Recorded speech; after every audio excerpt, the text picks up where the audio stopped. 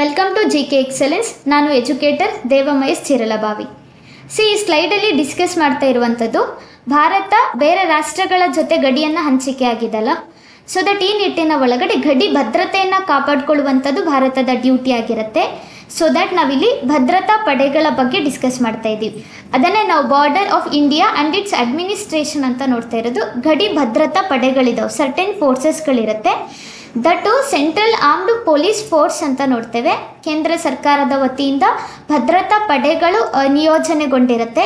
ಯಾವ ಯಾವ ಪಡೆಗಳು ಯಾವ ಲೊಕೇಶನ್ನಲ್ಲಿ ಇದ್ದಾವೆ, ಯಾವ ಭಾಗದ ಗಡಿಯನ್ನು ರಕ್ಷಣೆ ಮಾಡ್ತಾ ಇದ್ದಾರೆ ಅಂತ ಕೇಳ್ತಾರೆ. ನಾವು ರೀಸೆಂಟ್ಲಿ ನ್ಯೂಸ್ ಒಳಗಡೆ BSF ಬಗ್ಗೆ ನೋಡ್ತಾ ಇದ್ವಿ, ಬಾರ್ಡರ್ ಸೆಕ್ಯೂರಿಟಿ ಫೋರ್ಸ್ ಅಂತ ನೋಡ್ತೇವೆ. ಹಾಗಾದರೆ ಬಾರ್ಡರ್ ಸೆಕ್ಯೂರಿಟಿ ಫೋರ್ಸ್ ಎಲ್ಲಿ ಭದ್ರತೆಯನ್ನು ನೀಡ್ತಾ ಇದೆ ಅಂತ ತಗೊಂಡಾಗ ಅಥವಾ ಸಮದರ್ ಸಶಸ್ತ್ರ ಸೀಮಾ ಬಲ್, ಅಸ್ಸಾಂ ರೈಫಲ್ಸ್ ಅಂತ ನೋಡ್ತೀವಿ. ಯಾವ ಯಾವ ರಾಷ್ಟ್ರಗಳ ಮಧ್ಯೆ ಈ ಗಡಿ ಭದ್ರತಾ ಪಡೆಗಳಿದ ಅಂತ ಹೇಳಿ ನೋಡಬೇಕು.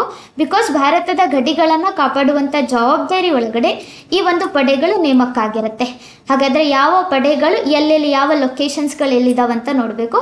ಸೆಕ್ಯೂರಿಟಿ ಪರ್ಸ್ಪೆಕ್ಟಿವಲ್ಲಿ ಇರುವಂಥ ಗಡಿ ಭದ್ರತಾ ಪಡೆಗಳು ಅಂತ ನೋಡ್ತೇವೆ. ಇಲ್ಲಿ ಕನ್ಸಿಡರ್ ಆದಾಗ ನಾವು ಬಾರ್ಡರ್ ಸೆಕ್ಯೂರಿಟಿ ಫೋರ್ಸ್ ಅಂತ ನೋಡ್ತೇವೆ, ಕಾಲ್ಡ್ BSF ಅಂತ ಹೇಳಿದ್ರೆ ಬಾರ್ಡರ್ ಸೆಕ್ಯೂರಿಟಿ ಫೋರ್ಸ್ ಇರೋದು ಇಂಡಿಯಾ ಮತ್ತು ಪಾಕಿಸ್ತಾನ್ ಬಾರ್ಡರಿಂಗ್ ಲೊಕೇಶನಲ್ಲಿ. ನೋಡಿ ಯಾವುದರ ಜವಾಬ್ದಾರಿ ಅಂದರೆ ಇಂಡಿಯಾ ಮತ್ತು ಪಾಕಿಸ್ತಾನ್ ಆ್ಯಂಡ್ ಇಂಡಿಯಾ ಮತ್ತು ಬಾಂಗ್ಲಾದೇಶ್.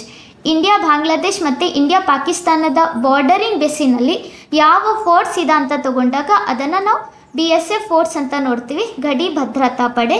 ಇದನ್ನು ಬಾರ್ಡರ್ ಸೆಕ್ಯೂರಿಟಿ ಫೋರ್ಸ್ ಅಂತ ಹೇಳಿ ನೋಡೋದು. ಬಾರ್ಡರ್ ಸೆಕ್ಯೂರಿಟಿ ಫೋರ್ಸ್ ಯಾರ ಮಧ್ಯೆ ಇದೆ? Pakistan, India Pakistan and India Bangladesh ಈ ಎರಡೂ ಬೆಸಿನಲ್ಲಿನೂ ಕೂಡ ಬಾರ್ಡರ್ ಸೆಕ್ಯೂರಿಟಿ ಫೋರ್ಸ್ ರಕ್ಷಣೆ ಮಾಡ್ತಾ ಇರುವಂಥದ್ದು. ಬಾರ್ಡರ್ ಸೆಕ್ಯೂರಿಟಿ ಫೋರ್ಸ್ BSF ಅಂತ ತಗೊಂಡಾಗ India Pakistan and India Bangladesh ಲೊಕೇಶನಲ್ಲಿ ನೋಡ್ತೇವೆ, ಹೌದಾ? ಇನ್ನೊಂದಿದು SSB ಅಂತ ನೋಡ್ತೇವೆ. SSB ಅಂದರೆ ಸಶಸ್ತ್ರ ಸೀಮಾ ಬಲ ಅಂತ. ಸಶಸ್ತ್ರ ಸೀಮಾ ಬಲ ಆ್ಯಕ್ಟ್ ಆಗ್ತಿರುವಂಥದ್ದು. ಈ ಫೋರ್ಸ್ ಎಲ್ಲಿದೆ?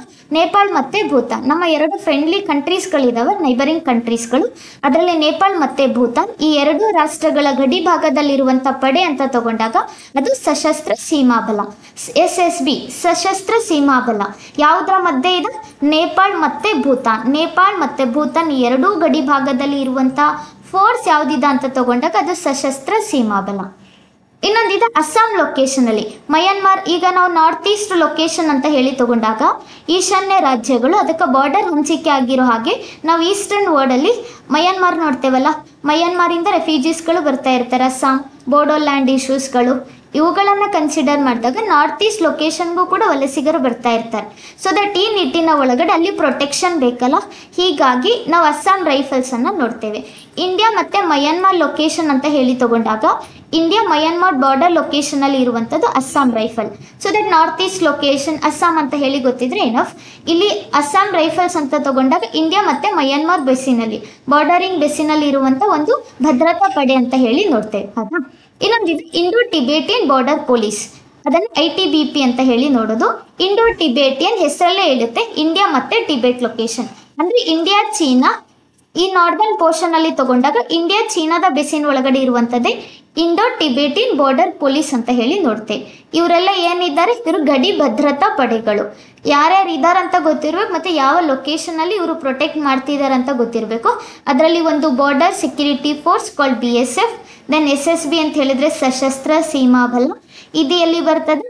ನಾರ್ಮಲಿ ನಮ್ಮ ಫ್ರೆಂಡ್ಲಿ ನೇಚರ್ ಅಂತ ತಗೊಂಡಾಗ ಕಂಟ್ರೀಸ್ಗಳು ನೇಪಾಳ್ ಮತ್ತು ಭೂತಾನ್, ಆಯಿತಾ? ಅಸ್ಸಾಂ ರೈಫಲ್ಸ್ ಅಂದರೆ ಅಸ್ಸಾಂನ ಬದಿಯಲ್ಲಿ ಮಯನ್ಮಾರ್ ಲೊಕೇಶನ್, ಹೋಪ್ ನೆನಪಿರ್ತದೆ. ಇನ್ನು ITBP ಅಂತ ಹೇಳಿದರೆ ಇಂಡೋ ಟಿಬೇಟಿಯನ್ ಬಾರ್ಡರ್ ಅಂದರೆ ಸಾಕು, ಸೀದಾ ಇಂಡಿಯಾ ಮತ್ತು ಚೀನಾದ ಬಾರ್ಡರಿಂಗ್ ಇಶ್ಯೂಸ್ಗೆ ಸಂಬಂಧಪಟ್ಟಿರೋ ಹಾಗೆ ಇರುವಂಥ ಗಡಿ ಭದ್ರತಾ ಪಡೆ ಅಂತ ಹೇಳಿ ನೆನಪಿರ್ತದೆ, ಹೌದಾ? ಮೇನ್ಲಿ ನಾವು ಇರುವಂಥ ನಮ್ಮ ಭಾರತ ದೇಶದಲ್ಲಿ ನಮ್ಮ ರಕ್ಷಣೆಗೋಸ್ಕರ, ಗಡಿ ಭಾಗದ ರಕ್ಷಣೆಗೋಸ್ಕರ ಇರುವಂಥ ಪಡೆಗಳು, ಇದು ಸೆಂಟ್ರಲ್ ಆರ್ಮ್ಡ್ ಪೊಲೀಸ್ ಫೋರ್ಸ್ ಅಂತ ನೋಡ್ತೇವೆ. 4 ಮೇನ್ ಫೋರ್ಸಸ್ಗಳು ಬರುತ್ತೆ, ಅವು ಎಲ್ಲೆಲ್ಲಿದ್ದಾವೆ ಅಂತ ಹೇಳಿ ಗೊತ್ತಿರಬೇಕು. Then thank you guys.